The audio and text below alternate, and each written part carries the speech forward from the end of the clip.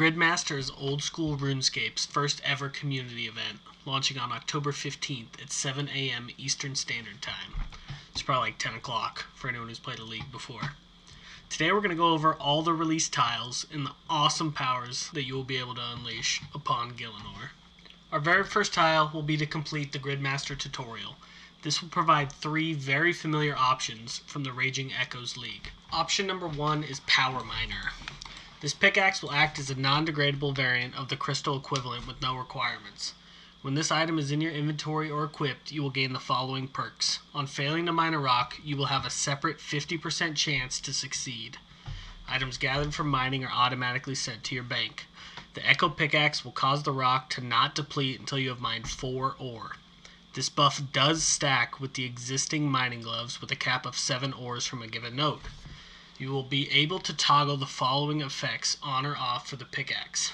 Collected ores are automatically smelted and grant smithing XP, regardless of your smithing level. Gems gathered from mining are automatically cut and grant crafting XP, regardless of your crafting level. Alright, hopefully you guys came here for my opinion, but let's talk about this. This isn't RS3, there's no archaeology, this is Old School RuneScape. This isn't the relic that I would pick, but let's talk about why it could be viable. We're going to get into it later, but there's a tile that when you finish it, it gives you basically consistency if you've ever played August RSPS. What this is going to do is it's going to give you +5 no matter what on every successful attack. This Power Miner could help generate darts and knives, which is going to be insane for range XP. That's going to hit constant 5s and up. So potentially I might pick this, but I wouldn't call it a game changer. Next up we got Lumberjack. This axe will act as a non-degradable variant of the crystal equivalent with no requirements. When this item is in your inventory or equipped, you will gain the following perks. On failing to chop a tree, you will have a separate 50% chance to succeed. Items gathered from woodcutting are automatically sent to your bank.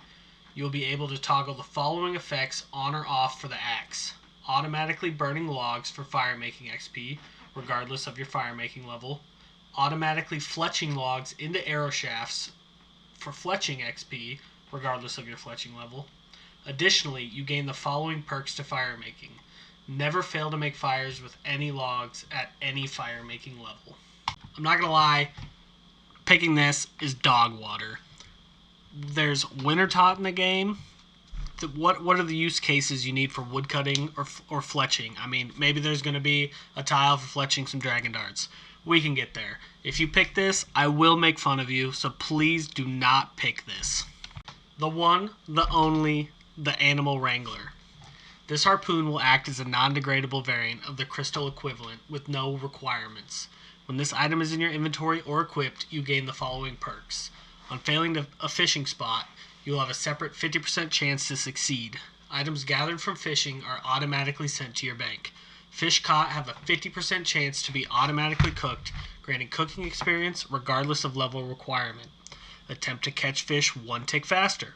It will also work for fish that don't require a harpoon to be caught, and your harpoon can be substituted as a net, big net, lobster pot, or any rod whilst fishing. Alongside the Echo Harpoon effects, you will gain the following perks to Hunter. Hunter catching will never fail. Box traps catch Chinchampas faster. Chinchampas are doubled when caught, also giving double XP. Impling jars no longer break upon opening them. Lastly, you will never burn food while cooking. Alright, this pick is ridiculous. Not only will it help you with endgame bossing, catching all the food you need, automatically sending to your bank while you're falling asleep, next to your girlfriend or wife at night, in bed, on mobile, you're going to catch Chinchampas faster and you're never going to fail. We talked about the consistency relic with the mining perk. Let's talk about it now. You're going to be able to throw Chinchampas that have a +5, almost unlimited. You're going to get more range XP than throwing knives or darts. This is 100% the pick. Please take this. It's going to make your gaming experience so much better for the 4 weeks that we have this community game mode. Our next tile is going to be to defeat the lesser demon in the Wizard's Tower. This is going to give that consistency, minimum potential perk that I was talking about earlier. You gain the minimum potential perk. Your melee, ranged, and magic hits will never deal below 5 damage. You can still miss your attacks. So while you can still splash or hit zeros, you're going to have the potential to always be dealing a minimum of 5 damage. This is insane for knives. It's insane for darts. It's insane for those 4-tick attack speed weapons. I think potentially, I haven't done the math, but this could beat out some of the stronger weapons, maybe even Scythe endgame, if you're using a faster hitting weapon. Maybe a rapier is going to be better than a scythe, depending on your gear setup. The next tile is to kill an ogress. The rewards for completing this tile is insane too. I can't even tell you how excited I am to play this community game mode. You're going to get combatant. You gain the combatant benefit. You select 3 combat skills, then whenever you gain XP in one of your 3 selected combat skills, you gain 50% of that XP in the other 2 selected skills. Available skills are attack, strength, defense, hit points, ranged, magic, and prayer. I can't even begin to explain. I'm going to take magic, prayer, and strength. I'm going to train strength early game, and this is going to boost up your magic, which everyone knows the early levels are horrendous to train. It's going to train prayer, can never get enough bones, and it's going to make 2 of the slowest skills early game pretty much free. The next tile we're looking at, gain over 30,000 coins from 1 alchemy spell. The reward for this is Production Prodigy. When doing the following activities, all items are processed at once. Smelting ores, smithing bars, does not work with the superheat item spell, and making cannonballs.